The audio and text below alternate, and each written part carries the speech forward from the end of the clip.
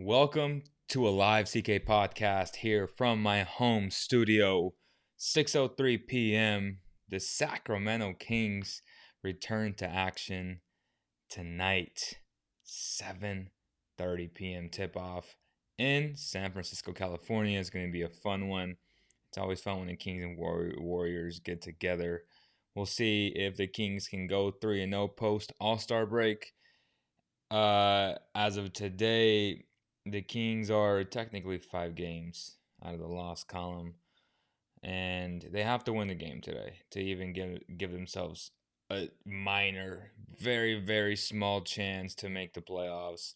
The Pelicans have hit their stride. They're playing very well. Jaren Jackson's out for about 2 weeks at least, probably about 3 to 4 weeks, honestly, before they reevaluate his knee. Unfortunately for the Memphis Grizzlies, the Kings have faced a lot of adversity all season long. You guys know that. They've been injured. They're still injured. They still got Bagley out. They still got Rashawn Holmes out, who I hope returns very, very soon because the Kings desperately need Rashawn Holmes. The little things that he does, like play elite defense, can switch on any guard and do a solid job. I'm not saying he's gonna stop them on the perimeter, but he's definitely gonna make it very difficult for them, and that's what you need from a switchable big. He's gonna get you rebounds. He's gonna get you blocks. He's a lob threat, which is huge for a guy like De'Aaron Fox. Harry Giles has done a very good job. We can talk about Harry, man. Harry is playing really well right now. It seems like the more reps he gets, the better he has gotten. And that's something that all of us have been desperately asking for. Hey, man, you got to play Harry Giles. Hey, man, you got to play Harry Giles. Hey, man, you got to play Harry Giles. And they finally have given him a shot, and he's playing very well. Make no mistake about it. A lot of fans want to talk about what happens in the offseason. I'm not even worried about that because the more we think about it, the day it happened when they declined his option, we knew it was a mistake. The fact that you invested so much time and effort into him and then you just decline the option is just silly. So how about we just stop thinking about that and just hope that the kid can continue to play well, continue to give the Kings a spark, that toughness, that dog that this team desperately needs, and we'll go from there. If he plays this well, if he's averaging 14 and 12 from here on out, then yeah, the Kings probably won't retain him.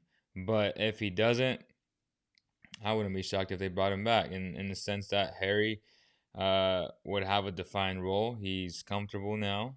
And I always tell people this. For a player who plays well and wants to take $1 million, maybe $2 million of a raise with a different team, should you really sacrifice a role, a place where you know you will play and have somewhat of success, or a new place that may pay you $1 or $2 million more in the short term? Would you rather go to a situation like that, or would you rather stay for $1 or $2 million less with the roster who you have now made an impact on? I'm sure Harry will have those type of offers. I'm thinking 5 mil, 6 mil per season for him. Again, he needs to continue to play at a high level before we even talk about giving him the bag. I just don't see more than 5 to 7 per season. He has yet to prove a lot of things. He needs to stay healthy for an entire season.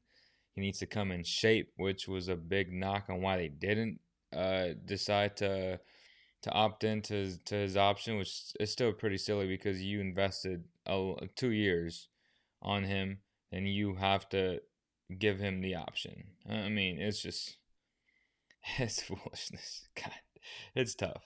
It's tough to see these type of things, man. Neil Webb says Bays is looking good. Absolutely. Bazemore has been very solid since the day he got here. So much better than Trevor Ariza. I was just hoping that they got rid of Trevor Ariza, man, and they finally did. So, hey, it worked out for the Kings, and Bays needed a new spot to really highlight his skills where he can cut, play defense, where they really need him to play defense. even though one can say that the Blazers really needed that as well. But hey, I'll take it. I'll take it, man. I'm super excited to see what he can do for this team. Buddy Hield needs to play more than 15 minutes a game. Make no mistake about it. Buddy Hield needs to play more than 15 minutes a game. And before we do that, make sure to follow Climb Society Folsom on Instagram. Like them on Facebook. They're having a $169 a month special deal where it's unlimited crowd therapy and unlimited towers classes. March 6th through the 8th. So put that on your calendar, save the date. Those 3 days you will have a chance to get an amazing deal for $169 a month for unlimited cryotherapy sessions and classes. Get out of here, man. That's insane. That's a great, great deal. So take advantage, save the date, and make sure to get your memberships and tell them the Cowbell Kingdom sent you guys. Also, huge shout out to Gotta Smile. If y'all looking for a nice smile like mine, make sure to visit it's gottasmiledentistry.net, or it's gottasmile.net is their website. Obviously, I know that. And I'll be there tomorrow. So I'll be there tomorrow at 10 a.m. getting my teeth cleaned, my 3-month checkup. I'm excited to show them my progress. So definitely, if you want a reliable, family-oriented, detailed dentist, hit up Gotta Smile Dentistry for more information. Was Jabari a good addition? Way too early to say. I think he was a good addition on the fact that you got rid of Dwayne Dedman, just like I thought Bates was a good addition on the fact that they got rid of Trevor Ariza.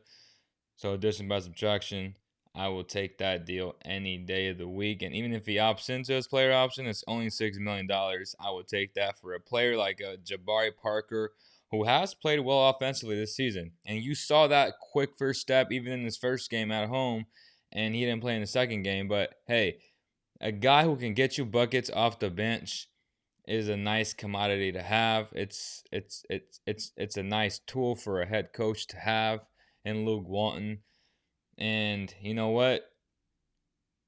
You got rid of Dwayne Dedman, man. You should be very, very ecstatic that you got rid of Dwayne Dedman.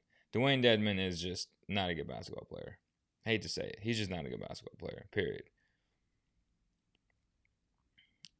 Cousins can't be on the team because he's decided to stay with the Lakers to rehab his ACL.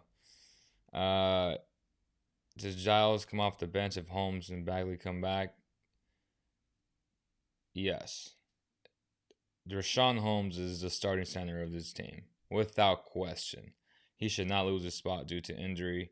If he comes back in shape, healthy, ready to rock and roll, the Holmes-Giles experiment could really help because Giles is a great passer in the high post, and I just can see that 1-2 punch, man. Oh, man, I would love to see that. I would love to see a Harry Giles and the Rashawn Holmes pairing for sure. Thoughts on Tyler Johnson? I've always liked Tyler Johnson, Fresno State product, but I don't think he's coming to the Kings. What else are you guys saying, man? What does your game represent the best to what player? I am a very gifted passer. I just see the floor really well, and I feel like I can make any pass.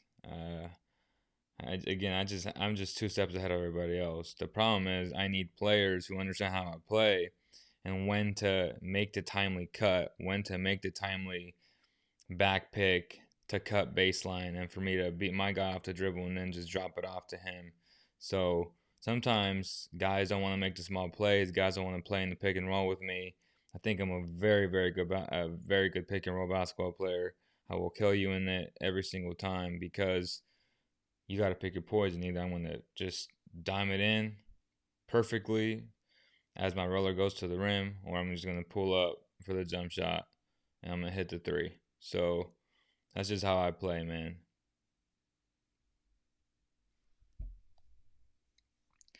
Corey Joseph needs to play less than 15 minutes a game. I mean, I agree. 15 to 20 minutes a game. max.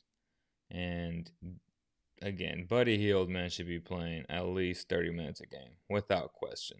Without question. Just this doesn't make any sense to me. Barnes has been balling. So we can talk about Harrison Barnes. He's been playing really well as of late as well.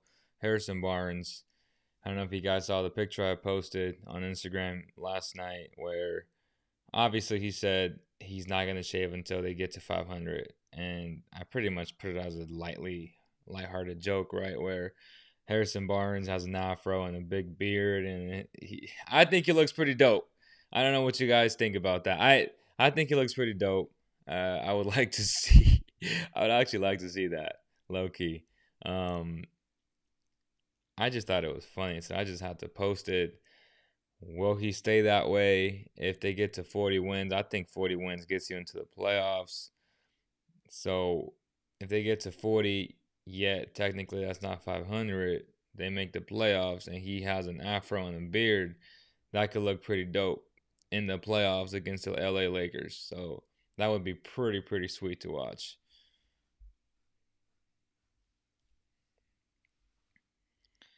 Um, aren't Buddy and Bogey the same player? Probably won't keep them both long term. Buddy and Bogey are so different. Buddy and Bogey are so different. They should be playing together a lot. And unfortunately, Walton hasn't seen it that way, and I don't know if he is. You guys saw that Bucks game when they were playing their three guards, Fox, Buddy, and Bogey. It looked so good with Harrison at the five. Oh man, my biggest frustration from Dave Yeager and Luke Walton is they continually try to adjust to the opposing team rather than the opposing team adjusting to them. If your strength is to run in transition, put your best players out there, period. I don't care what position they play. They'll figure it out. This is a grown man league. This isn't 1980, 1990, early 2000s anymore. You get away with a lot of things if you're a smaller player because the refs won't call that. They won't call that. Draymond Green has been the pioneer of that. I feel like at 6'6", 6'7", max. Um, he's strong. He's smart. Harrison Barnes could be that. He can easily be that for the Kings. So, and you got weapons. You got shooters in Buddy and Bogey, and you got a shooter like a Belly. So, man, I would play that lineup. Belly, Barnes, however you want to mix it, 4 or 5. It don't matter, man. It's all matchup based. Just figure it out. Put your 5 best players out there, period. And I think these guys are growing up to understand that. So that's what I would do. But he's lethal in transition. It's a shame he isn't starting. It really is, man. I just don't get it. Both him and Bogey should be starting. Gotta say, we took a step back after firing last year's coach. It takes 3 years to get gel. They don't take 3 years to gel, bro. It just takes a really good coach to make them gel. You got enough talent on this roster. You got to make it work. Point blank, period. You got to make it work, man. But, yeah, a lot of positives going into this Warriors game. I believe they get the W tonight, improve to 3-0 post All-Star break, and make things interesting. I think it'd be 4.5. Just depends on what the Grizzlies, what the Pelicans do, what the Spurs do, what the Blazers do. All those teams are ahead of the Kings. So, hey, man, 26 games remaining. It's possible. Will it happen? Probably not. But it's definitely possible, man. Definitely possible. I wouldn't put the house on it. But if this Kings team gets hot, which I think they can, they have enough talent to do it, it's going to be a fun stretch. A nice April, man. On my birthday, hope they make it. That'd be so dope. Fox went out, Bagley at home, so we just had bad luck. Without question, the Kings have been the most injured team in the NBA. They've had a lot of injuries, a lot. A lot of teams would be in the same boat with that much talent and that many injuries. Sometimes you just can't combat that. Also, a lot of mismanagement from Luke Walton. I mean, Luke hasn't done the best of jobs this season. Let's just keep it real. Like, he hasn't done the best of jobs. So I'll just say this. I want the Kings to make it to the playoffs. If they don't, they should be thinking about the NBA draft where they can get better and get a nice piece to keep building on what they already have. And they have a lot of talent, but they just got to put it together.